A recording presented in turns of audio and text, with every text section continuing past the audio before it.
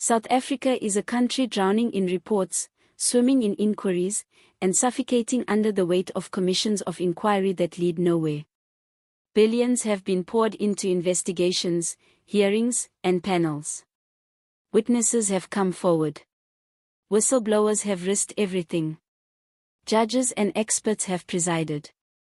But after all the headlines, televised testimonies, and thick final reports handed over with solemn handshakes, what happens?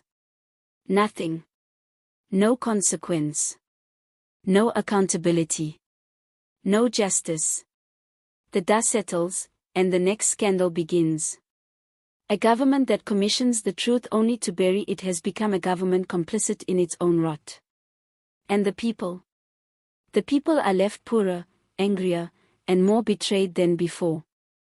This is the tragic cycle that defines the South African state today, a cycle funded by you, the taxpayer. Let's not pretend these commissions come cheap. The Zondo commission into state capture alone cost over R1 billion. The Marikana commission. R153 million. The Seriti commission into the arms deal. Hundreds of millions more. Add to that a long list of others, commissions on corruption, on Eskom, on police brutality, on political interference in state institutions, on the Public Investment Corporation, on land reform, on COVID-19 procurement. The list is endless. It is now a genre of governance. Not action. Not delivery. But commissions. The ruling party has mastered the art of appearing to act without doing anything at all. It is state theater, expensive, elaborate, and utterly hollow. And the most infuriating part? These commissions don't just expose corruption. They give the government a chance to fix itself. They give the state a roadmap to reform. They show, in painstaking, footnoted detail, how the crisis was allowed to unfold, who was responsible, and what needs to change. But instead of using these reports as launch pads for change, the government tosses them aside like old newspapers. In doing so, it sends a chilling message, that even when the truth is uncovered, it will be ignored. That accountability is optional. That political loyalty matters more than justice. That public outrage is something to be managed, not responded to. Take the Zondo Commission. Years in the making. Mountains of evidence. Endless nights of testimony. The entire nation gripped by what felt like a national reckoning. The findings were clear, the state was captured. Key players were named, from cabinet ministers to CEOs to politically connected fixers. But what followed? A handful of arrests, most of them low-level. Endless promises to study the report. Delays in prosecutions. Endless infighting over implementation. And now, barely a year later, silence. No major structural change. No real reckoning. Just more business as usual. What about the Marikana Commission? It laid bare the horrifying failures that led to the massacre of 34 striking mine workers in 2012. It exposed police brutality, political complicity, and the failure of state institutions to protect the poor. But 12 years later, not a single high-level official has been held accountable. Families still wait for justice. The same mining practices continue. The same socio-economic neglect persists. The commission revealed the truth, and the truth was buried. This pattern is not accidental. It is deliberate. Commissions are now used as tools of political survival. When a scandal breaks, the government announces a commission. It buys time. It diffuses public anger. It creates the illusion of seriousness. It keeps the media busy. And when the commission is over, the momentum has been lost. The outrage has cooled. The report is shelved. The ministers implicated are reshuffled, not removed.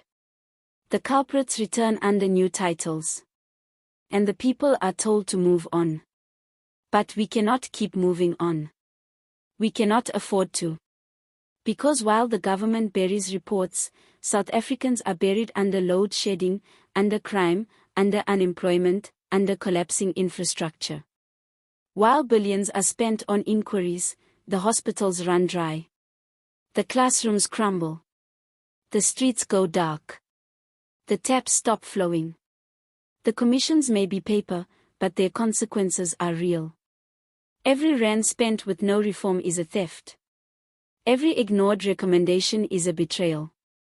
Every delayed prosecution is a message that impunity reigns. And then there's the cost beyond money, the cost to democracy itself. Commissions are meant to restore faith in the system. They are supposed to signal that no one is above the law. But when they become meaningless rituals, they destroy that faith. They teach citizens that the system is broken, that justice is a performance, that accountability is an illusion. It breeds cynicism. It fuels voter apathy. It radicalizes the youth. It opens the door to populism, to violence, to collapse. Because when people stop believing in legal routes to change, they turn to chaos.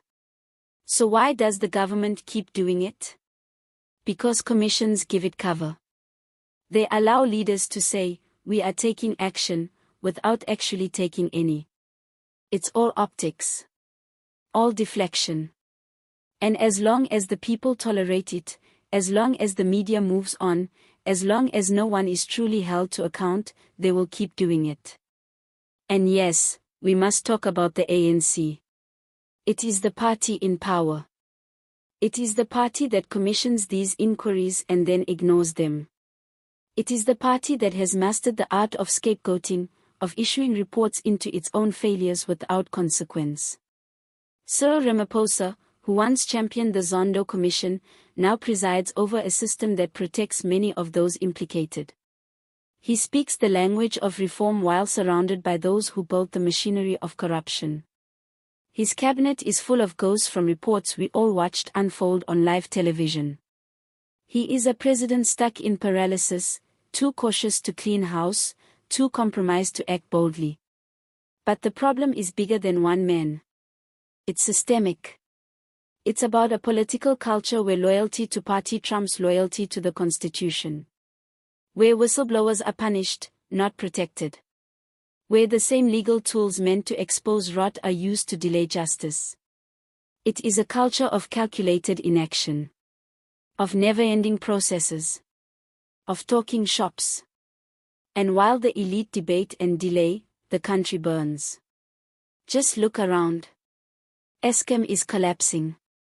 Water systems are failing. Municipalities are bankrupt. Crime is surging. The public service is demoralized. Young people are disillusioned. And still, the commissions continue. Another inquiry here. Another probe there. More press conferences. More panels. But less and less action. Fewer and fewer results. And still, we are told to wait. Wait for the findings. Wait for the legal reviews. Wait for the NPA. Wait for justice that never comes. But we at SA Unfiltered say, no more waiting. No more illusions. No more commissions as cover-ups. If the government cannot act on the truth it has already commissioned, then it is not serious about fixing this country. If billions can be spent to tell us what we already know, but nothing is done to stop it, then we must say the system is broken. And if it is broken, then it is our duty, not just as journalists or commentators, but as citizens, to expose that truth, loudly and without apology. Because here's what they don't want you to know, the commissions are not failing because the problems are too big. They are failing because the political will is too small. The rot is not permanent. The corruption is not inevitable. Change is possible, but only if we stop playing along.